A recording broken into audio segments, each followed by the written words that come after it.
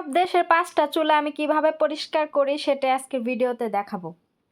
Hello everyone, আসসালামু আলাইকুম। Welcome back to my channel video মান ব্লগার। কেমন আছেন সবাই? আলহামদুলিল্লাহ আমি ভালো আছি। তো আজকের ভিডিওতে দেখাবো আমি কিভাবে আরব দেশের এই ৫টা চুলা একসাথে পরিষ্কার করে রাখি। আর আমি কিন্তু প্রতিদিনই রান্না করার পরে আমি চুলা কিন্তু পরিষ্কার করি। আর যখন আমি ১ সপ্তাহ চলে যায় প্রতি বৃহস্পতিবারে আমি এই যে এইভাবে সবকিছু চুলার বাটি, তারপরে চুলার ইয়াগুলা সবকিছু খুলে তারপরে এভাবে পরিষ্কার করি।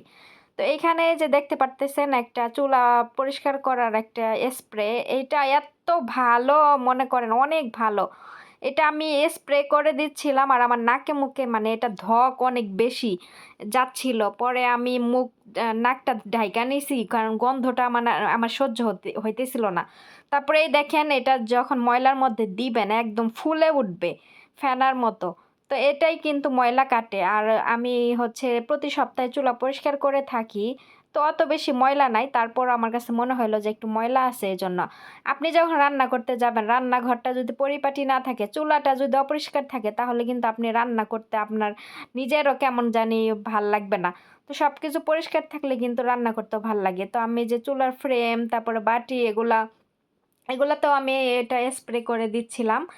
তো অনেকেই আমার ভিডিও দেখে বলেন যে আমার রান্নাঘর অনেক পরিষ্কার, চুলাটা অনেক পরিষ্কার, আমার কাজকর্ম পরিষ্কার। আসলে আমি প্রতিদিনের কাজ প্রতিদিন রুটিন অনুযায়ী করি যে আজকে এই কাজটা আমি করব না, কালকে করব। না, আমি ওইটা করি না। আমার প্রতিদিনের কাজ আমি প্রতিদিনই শেষ করে রাখি। যাতে করে প্রতিদিন আমার পরের দিন আর ওই কাজটা নিয়ে আর সমস্যা না হয়। এজন্য আমি কি করি, আ প্রতিদিনের কাজটা প্রতিদিনই করে ফেলি। ঠিক আছে? তো এই যে চুলার স্প্রেটা আমি দিয়ে ৫ মিনিটের মতো রেখে দিছিলাম। রাখার পরে এখন আমি এই যে একটা ধার ছুবা দিয়ে তারপরে এইভাবে ডলে করে দিতেছিলাম। আ এটা স্টিলের চুলা তো মানে সাইড দিয়ে যখন রান্না করি আগুন জ্বলে না একটু পুড়ে যায় স্টিলগুলা। তো ওইটা স্প্রে করে দেওয়ার পরে একটু ধার ছুবা দিয়ে মনে করেন এভাবে ডলা দিলেই কিন্তু একদম পরিষ্কার হয়ে যায়। তো আমি তো চুলা বেশি ময়লা হয় না, পরিষ্কারই ছিল। তো ভাবলাম যে যেহেতু আজকে বৃহস্পতিবার বিকেলে রান্না নাই, তো আজকে পরিষ্কার করে ফেলি। তো আমার হাত একদম ব্যথা হয়ে যাইতেছিল করতে। আর আজকে আমার রান্না-বাড়া শেষ। এইজন্য আমি ভাবলাম যে এখনো রান্না-বাড়া শেষ, ম্যাডামরা আসতে অনেক দেরি আছে। তাহলে কাজগুলো আমি শেষ করে ফেলি, চুলাটা পরিষ্কার করে ফেলি। তো এরকম আর প্রতিদিন রান্না-বান্না শেষে আমি চুলাতে এরকম মুইসা রাখি যাতে করে পরিষ্কার থাকে। তো আমি প্রতিদিন রান্নাঘরের কাজ এভাবেই করি। রান্নাঘরের শেষে আমি চুলা, তারপরে ওই যে মসলার দানি-টুনি এগুলো সব সরা মুইসা পরিষ্কার রাখি। এইজন্যই দেখেন আমার রান্নাঘরের যে ব্যাকগ্রাউন্ডটা দেখতেছেন কতটা পরিষ্কার দেখা যাচ্ছে না? দেয়ালগুলা শুদ্ধা, এগুলো সব কিন্তু আমি পরিষ্কার করি। ঠিক আছে? তো পরিষ্কার করে রাখলেই জিনিস সুন্দর থাকে। আর পরিষ্কার না করলে কখনো কোনো জিনিস সুন্দর থাকে না। তো এই যে এই চুলাটা আমি আসছে ১ বছর। তো ১ বছর হয়ে গেছে। এখনো দেখেন আমি এখন চুলাটা পরিষ্কার করার লাস্টে আপনাদের সাথে শেয়ার করব। মনে হবে যে মাত্র কিনে নিয়ে আসছে শোরুম থেকে। এতটা পরিষ্কার করে রাখি আমি চুলা। তো জালানাগুলা ওই যে তেল রান্না করে তেল ছিটে যায়। জালানাগুলা পরিষ্কার করে নিলাম। আর এইখানে চুলার বাটিগুলা যে স্প্রে করে রাখছিলাম এগুলোর থেকে ময়লা কেটে গেছে। তো এই স্প্রেটা অনেক বেশি ভালো। ভাবতে আছি যে বাংলাদেশে যাওয়ার সময় একটা নিয়া যামু এগুলা। তারপরে একটা নিয়া দেখবো এরকম বাংলাদেশে আছে কিনা। আসলেও এটা স্প্রে করে দেওয়ার পরে যত কঠিন ময়লাই হোক না কেন চুলার মধ্যে, জং পড়া থাকলেও এটা উঠে যায়। তো এই যে চুলার ফ্রেমগুলা আছে না লোহার, এগুলাতে কিন্তু অনেক বেশি ময়লা থাকে। তো এটার মধ্যে স্প্রে করে দিছিলাম। দেওয়ার পরে একদম ময়লাগুলা সব চলে গেছে। তারপর আমি আরেকটু ধারছোবা দিয়ে ভালোমতো ডলে পরিষ্কার করে নিতেছিলাম। ম্যাডামরা তো কেউ বাসায় নাই। ম্যাডামরা আসবে সেই ১টা ৪০-এ। এখন আমার এখানে বাজে 11:30। আমার রান্নাবান্না শেষ। তো আমি ভাবলাম যে চুলাগুলা পরিষ্কার করে রান্নাঘরে কাজটা শেষ করে চলে যাই। আর ওইদিকে আমার ম্যাডামের ছোট মেয়ে ও কিন্তু স্কুল থেকে চলে আসছে। ও বসে খেলতেছে, মোবাইলে গেমস দেখতেছে, খেলতেছে। তো আমি ভাবলাম যে তাহলে ও ওদিকে বসে আছে, তো আমি এই কাজগুলা করে ফেলি। আর আমি কিন্তু এই যে এরকম চুলা, তারপরে রান্নাঘরটা আমি হচ্ছে প্রতি সপ্তাহে রান্নাঘর সাবান দিয়ে পানি দিয়ে একদম ডলে ধুয়ে তারপরে পুরা রান্নাঘর পানি দিয়ে ধুই। হয়তো সবকিছু আপনাদের সাথে সবসময় শেয়ার করা হয় না, কারণ সবসময় ওইরকম ভিডিও করার মতো টাইম থাকে না, এজন্য আর করা হয় না। তো যতটুকু শেয়ার করি করি। তো অন্যান্য ভিডিওতে শেয়ার করার চেষ্টা করব ইনশাআল্লাহ একসময়, যে রান্নাঘর কিভাবে ধুই।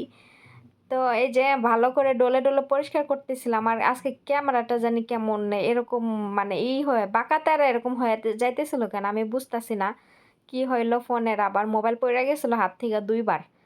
তো এটা পইড়া যাওয়ার পরে এরকম হইছে কিনা জানি না। মোবাইল কালি এরকম উঁচা-নিচা ক্যামেরা বাঁকা-তেড়া এরকম হইয়া যাইতেছিল। আমি জানি না এরকম হইতেছিল কেন? আপনারা কি দেখেন কেউ? দেখলে জানাবেন, ঠিক আছে?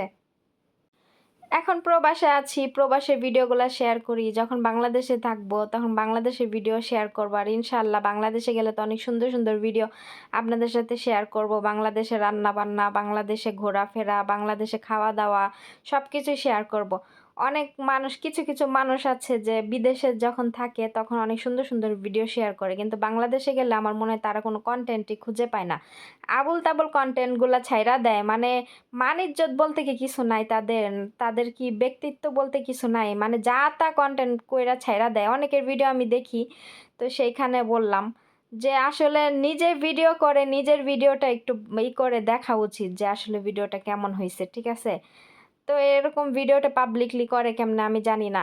আমার নিজেরই কেমন জানি লাগে। আগে ওইসব মানুষের ভিডিওতে কমেন্ট করতাম, ভিডিও দেখতাম। এখন আর দেখতে মনে চায় না। কারণ এই ধরনের ভিডিওতে কমেন্ট করলেও মনে হয় মান-ইজ্জত চলে যাবে একদম।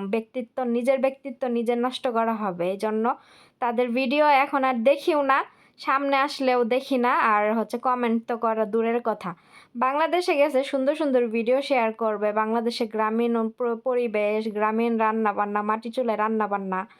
তো আর এই দেখেন ফয়সাল বারবার কিন্তু আমার এই যে এরকম কলম দিয়ে খোঁচা দিতে দিতে চাইতেছিল। আর ওই ফয়সাল কিন্তু এরকম হাত দিয়ে এরকম করে থাপড়ায়। ঠিক আছে? সবাইকেই। শুধু আমাকে না। ওই ওর বোনদেরও, ওর মাকেও, সবাইকেই এরকম মনে করেন হাত দিয়া এরকম পিঠের মধ্যে এরকম করে থাপড়ায়। ঠিক আছে? তো এগুলা দেখে আবার কেউ উল্টাপাল্টা কমেন্ট করবেন না। এটা ওর অভ্যাস। শুধু আমার সাথে এরকম করে না। ওর বোনদের সাথেও করে, ওর মার সাথেও করে, ওর বাবার সাথেও করে। তো ও তো আর বুঝে না। ঠিক আছে? ওরকম করে মানে হাত দিয়ে এরকম থাপড়ায়। এটা কলম দিয়ে আবার খুঁচা মারে এরকম করে। তো যখন কলম দিয়ে বেশি শয়তানি করতে হয় তখন আমি ওর হাত থেকে কলম লইয়া ফালাই দেই। তো আজকে আর নেই নাই, কারণ ম্যাডামটা কেউ বাসায় নাই। ভাবতেছি যে ও কলম দিয়ে খেলতে ভালোবাসে, এজন্য কলম দিয়ে খেলে আর হচ্ছে খেলুক। এজন্য আমি আর কিছু বলি নাই। তো ওই দেখেন কলম দিয়ে সারাক্ষণ কলম এরকম, এরকম করব। তারপরে এই দেখেন এই যে আমি চুলা পরিষ্কার করে ফেলছি। তারপরে এই দেখেন আমার চুলা। দেখে মনে হবে এটা পুরো ১ বছর আগে কিনছে। আ একদম নতুন চকচকা করতেছে। একদম পুরাটা চুলা আমি পরিষ্কার করছি কত সুন্দর করে চকচকা করতেছে। আর আমার রান্নাঘরের ব্যাকগ্রাউন্ড দেখেন। ব্যাকগ্রাউন্ড দেখলেই তো বোঝা যায় আমার রান্নাঘর কতটা ক্লিন করে রাখি আমি। তো এগুলা আমি বাটিগুলা সব শুকাইয়া গেলে বিকালবেলা আমি এগুলা সেট করব। দুপুরবেলা আর করব না। এখন আমি কাজ শেষ। রান্নাঘরটা আমি মুছে রুমে চলে যাব।